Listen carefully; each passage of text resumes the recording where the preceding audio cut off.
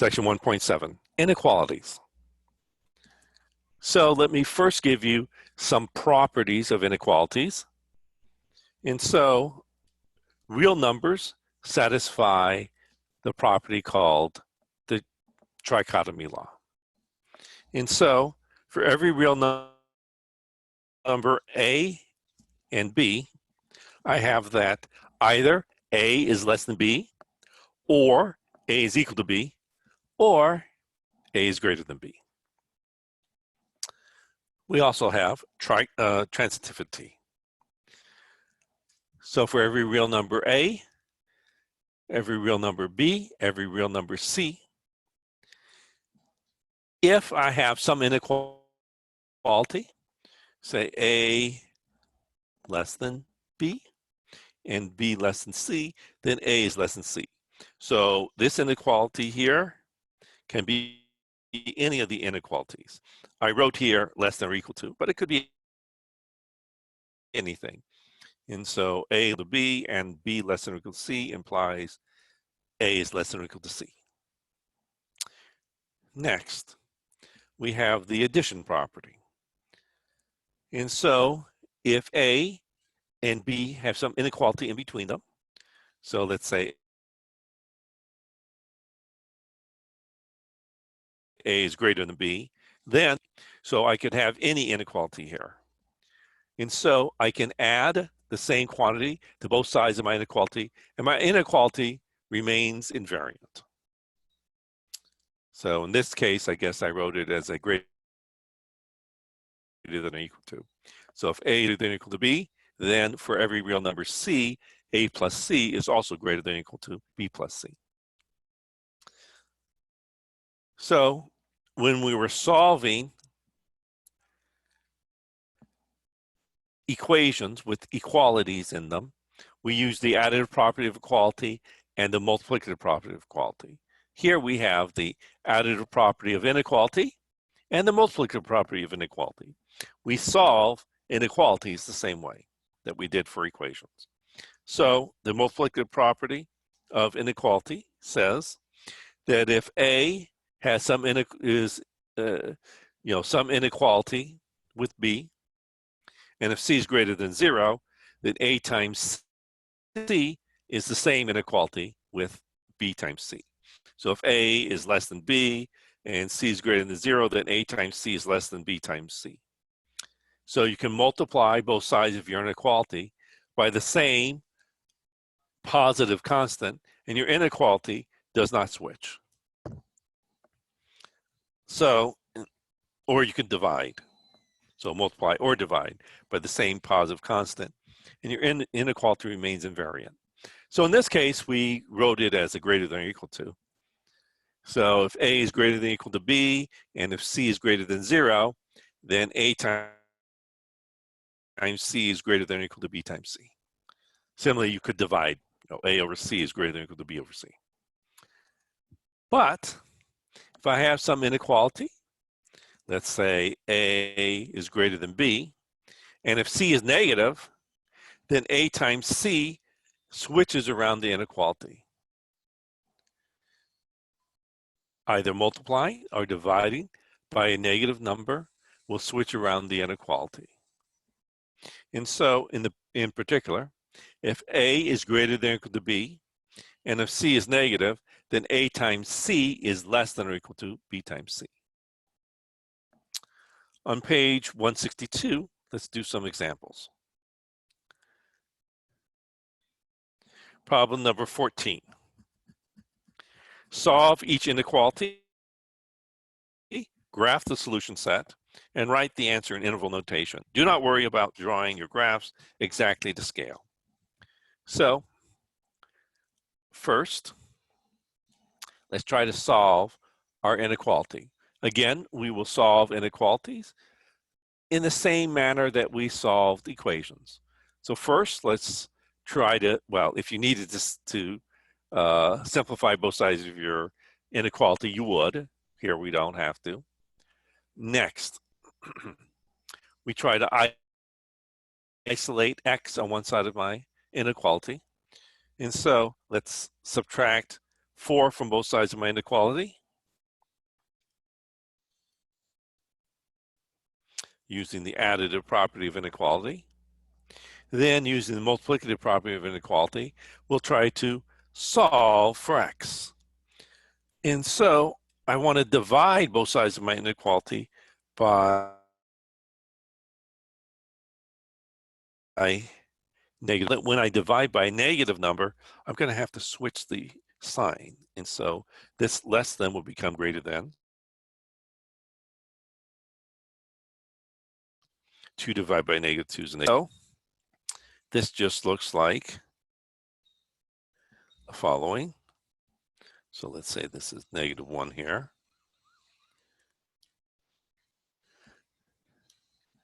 And so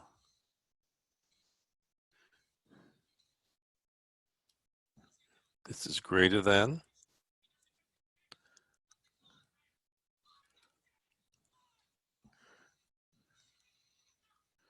negative 1. Okay. So this is what my graph looks like. And so I have here the open interval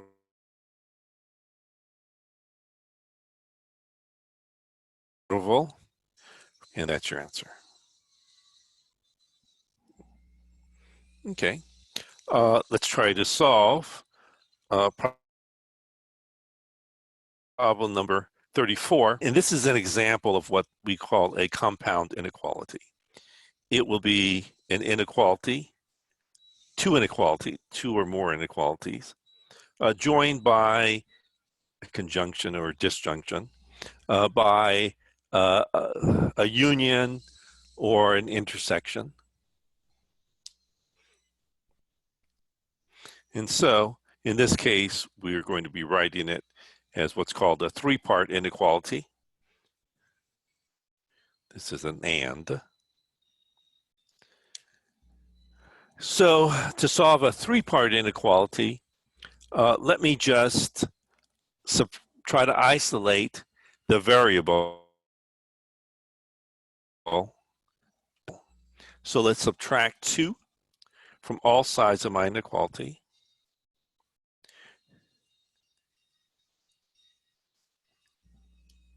And so 3 minus 2 is 1.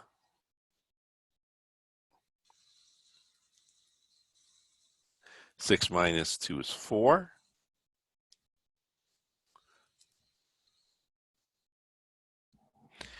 Now let me try to solve for x in the middle. And so let's divide each of these by 2. Oops.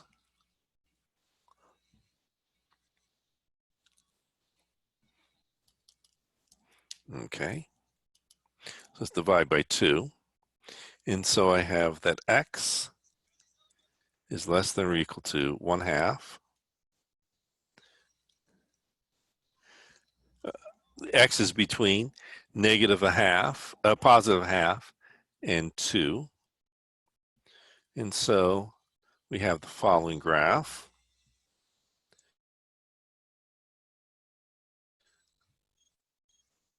So let's say this is 1/2, and this is 2.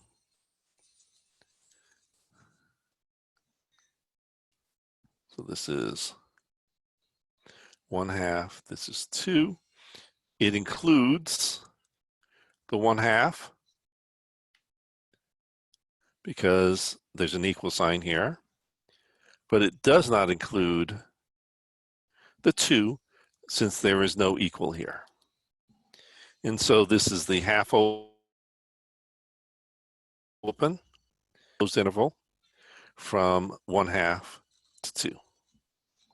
And that is your answer. Let me do problem number 50. So I have here a three-part inequality, just like above, but there's no way to isolate x in the middle. If you try to get rid of this x, you'd have to add x to every side of your inequality, but then you'd have an 11x on this side. Or you try to get rid of the x over here, so you subtract 10x from every side, and you get a negative 11x here. So there's no way to get rid of x's by just adding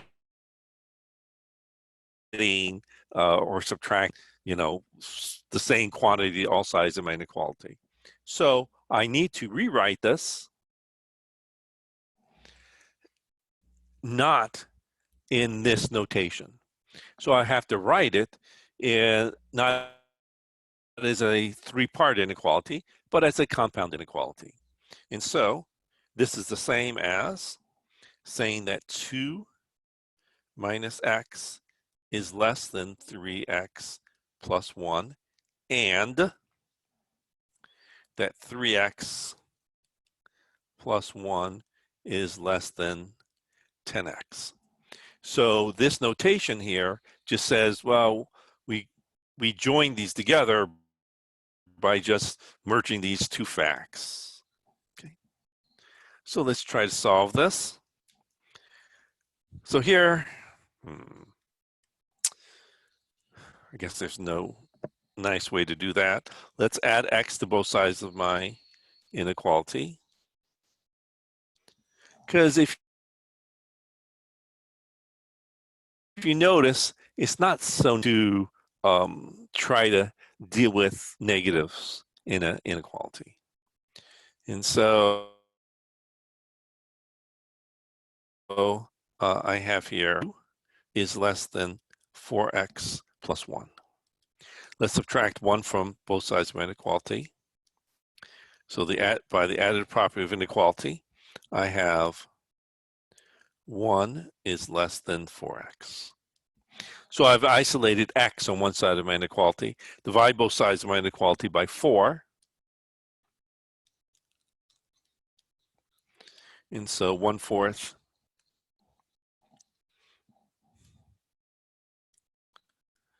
is less than x. So that just says that x here, notice that this is pointing to the 1/4, is greater than 1/4. Okay, and, well, let's try to solve the other side.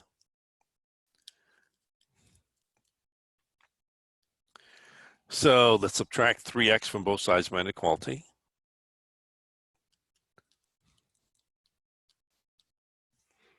And so I get that 1 is less than 7x. Let me divide both sides of my inequality by 7. And so I have that 1/7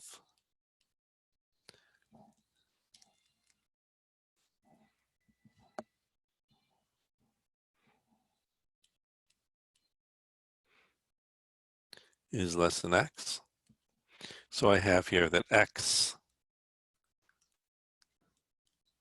is greater than 1/7. Okay. So let me graph this.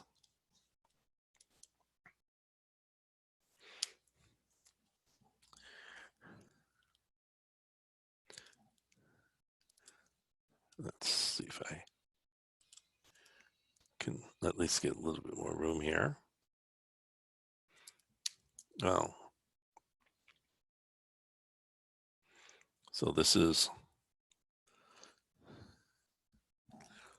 1/7 is right here, and 1/4 is right here.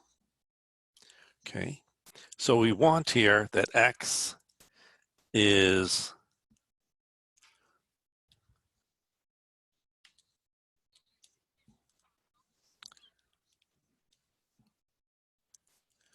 greater than,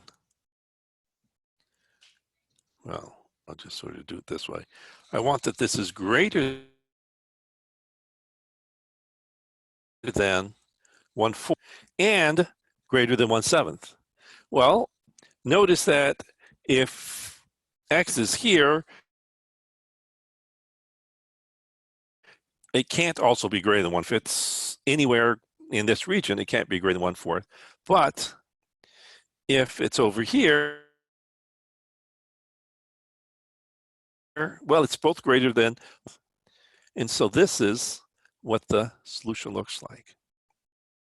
And so my answer is, well, it's just the open interval from 1/4 to infinity. And that's your answer.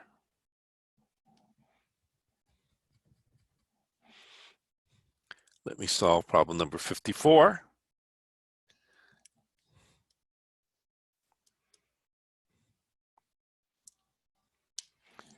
So this is a quadratic inequality. And so to do that, let me put this first into standard form. And so let's say write in standard form. And I'll do this it's already in standard form, but in factored standard form.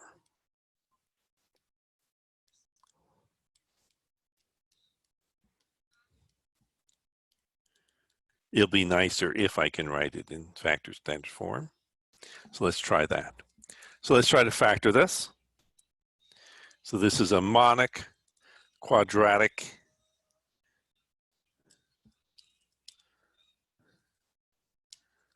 trinomial. And the right-hand side is 0, so it's in standard form. So drop down the minus times plus is minus. I want two whole numbers whose product is 12 and whose sum is 13. So 12 and 1. So now I can, now that it's in factor standard form, I can try to determine the critical numbers.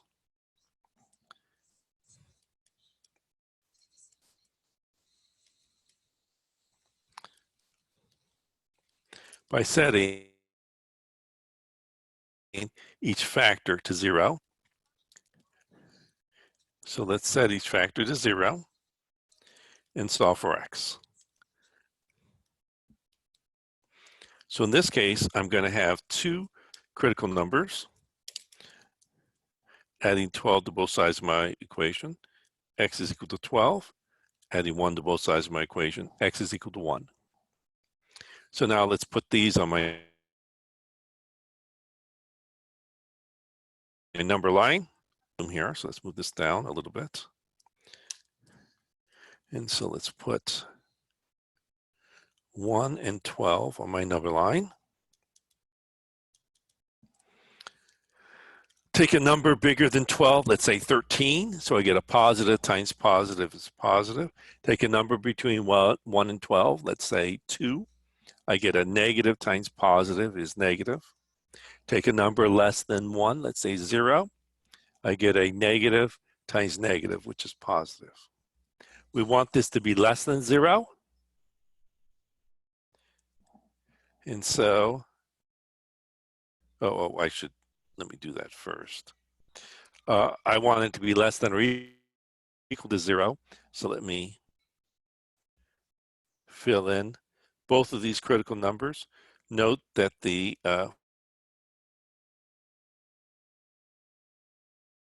function is defined, critical numbers, and so I'll fill them in. Next,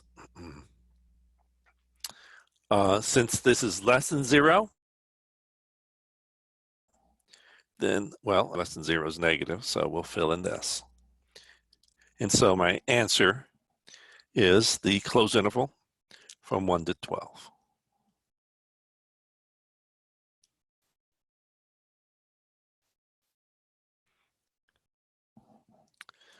Let me do problem number 64. So first, I want to put this into standard form and hopefully factor standard form.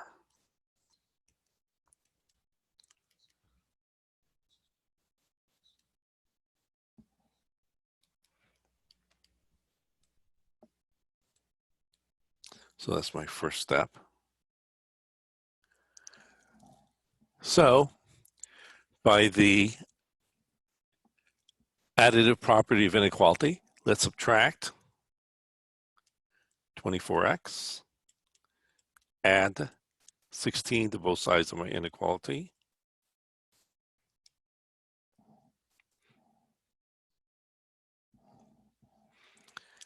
And now let's try to factor. Well, you notice that this is a perfect square trinomial.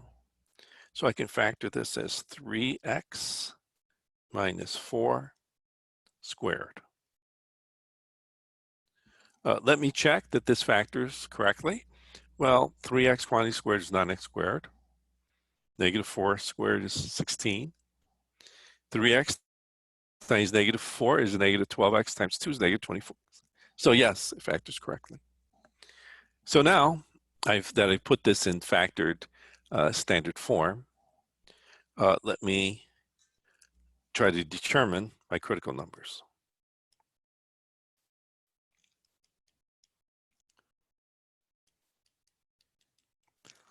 I'll determine my critical numbers by setting 3x minus 4 squared to 0. So that says that 3x minus 4 is 0. Add 4 to both sides of your equation.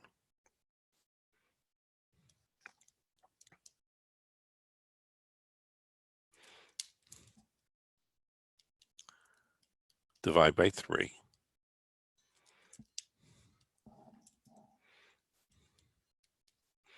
So x is equal to 4/3.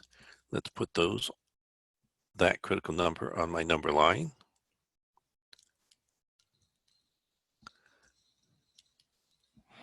And so let's try to solve this. Let me get a little more space here.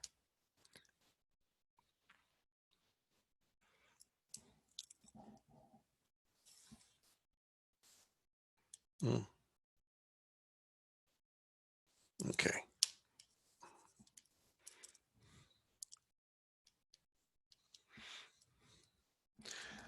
Pick a number greater than 4/3, let's say 2. And so it's going to be positive. Positive number squared is positive. Let's say number less than 4/3, let's say 0. And so this is going to be negative squared. It'll be positive. This is positive. It says less than or equal to. So I'll fill in every critical number. So let me do that.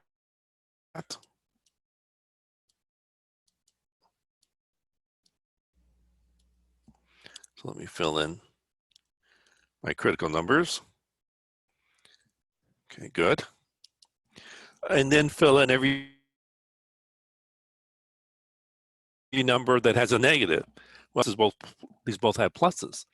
So since I wanted this to be less than or equal to 0, well, the only thing that I fill in is 4/3. And so my answer is just a singleton 4/3. And so it's only one number. And that is the solution to my inequality. Just merely that one number. Let me do problem number 76.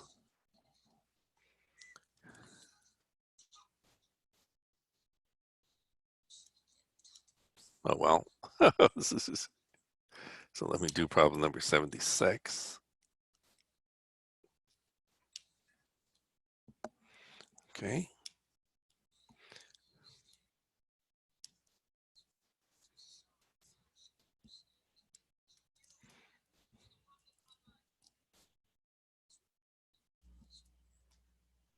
Actually, I could have had it up here. Wasn't so bad. Doesn't matter. I'll leave it right there. Okay, so let's first write this in factored standard form. It's already in standard form. The right-hand side of my equation is 0. So I want to write in factored standard form. Much easier to solve inequalities if they're in factored standard form. So first, let's factor the numerator. Let's factor out the common denominator. Greatest common denominator is 3. So what remains is 2x squared minus x minus 1, and x squared minus 2x minus 8. Let's factor the numerator and the denominator. So this factors into oh,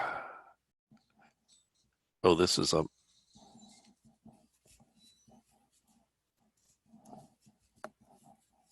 minus. So this factors into 2x plus 1, x minus 1.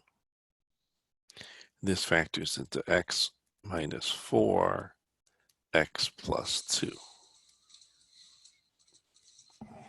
Okay. Let me get some more room here. So let's just check that I factored this correctly. So I have 2x squared minus 2x plus 1x is minus x minus 1.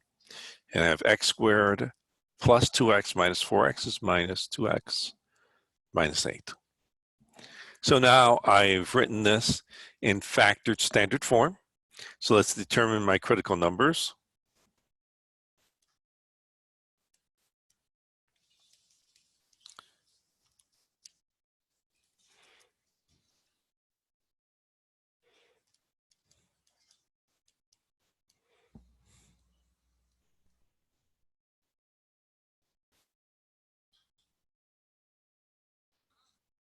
So I'll set each factor to 0.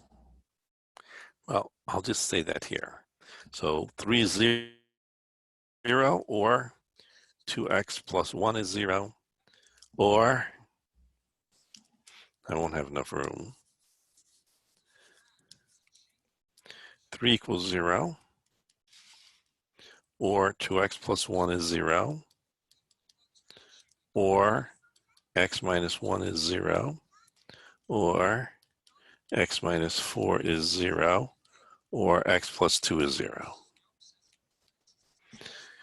Well, obviously, 3 cannot be 0 because 3 is 3. Subtract 1 from both sides of your equation. Divide by 2. So x is negative 1/2. Add 1 to both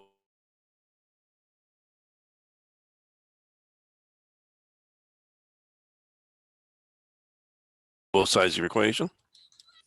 Okay, good. Add 4 to both sides of your equation. So x is equal to 4. Subtract 2 from both sides of your equation. So x is equal to negative 2. Let me write those on my number line.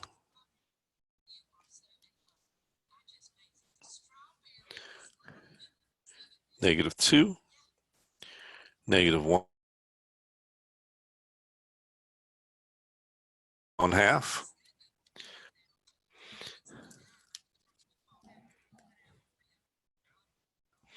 Okay. So let me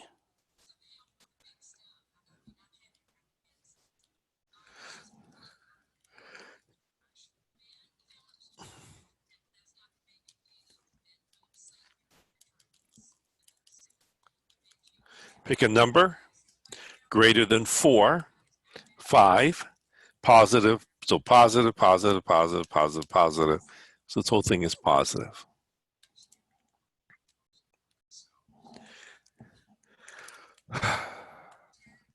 Notice that the multiplicity here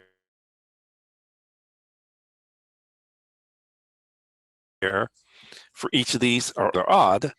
It actually alternates. If a multiplicity of a root was even, then it would not. And so we want this to be less than 0. So that means I do not fill in any of the critical numbers, but I do fill in the numbers that have a negative above it. So we each of these. And so my answer is the union of the open intervals -2 to -1/2, along with 1 to 4.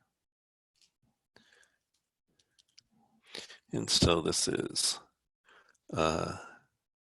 negative 2 to negative 1/2 union 1 to 4.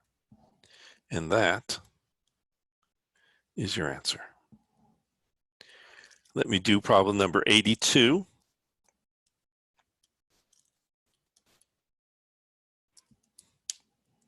I want to solve this inequality. First thing to do is standard form.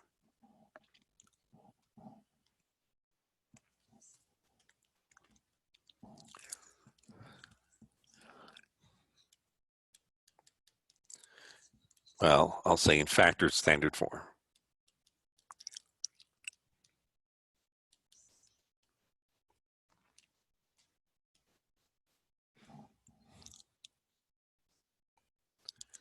So I'll subtract 4 from both sides of my equation.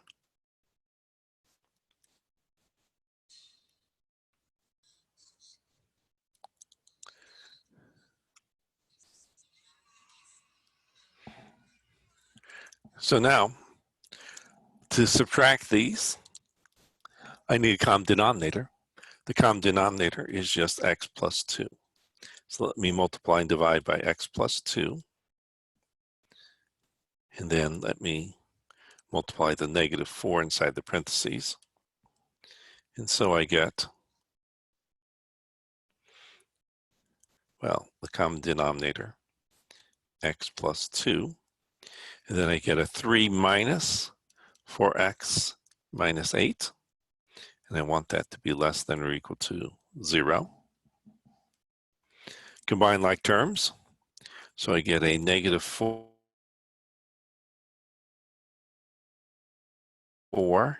minus 5, negative 4x minus 5 over x plus 2 is less than or equal to 0. Okay. I could factor out the negative 1, but maybe I'll just say that I want to determine my critical numbers now.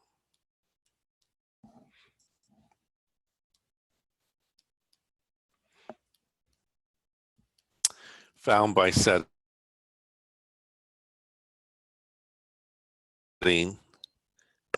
so set negative 4x minus 5 to 0 and set x plus 2 equal to 0.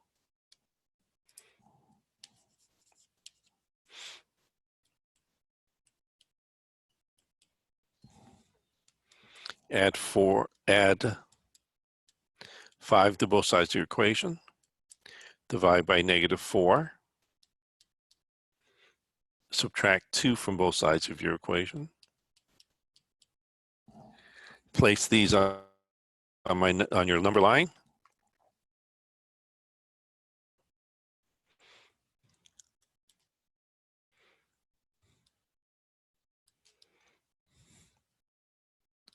And let's determine the signs. Let's get a little bit more space. One more line down. Okay, so pick a number greater than negative 504, let's say 0. So this will be negative over positive is negative. I'll alternate in signs. We want this to be less than or equal to 0. So I'll fill in every critical number except for those critical numbers found by setting the denominator to 0, because if I filled in a number found by setting the denominator to 0, then I'd be dividing by 0, and I never want to divide by 0. So do not fill in negative 2. Only fill in, so this will not be filled in. But do fill in the negative 5/4. So this is filled in. Next, we want this to be, less than or equal to 0, so I fill in the negatives. So I'm going to fill in here my negatives. And that is your answer. And so it's the union of an open interval and a closed interval.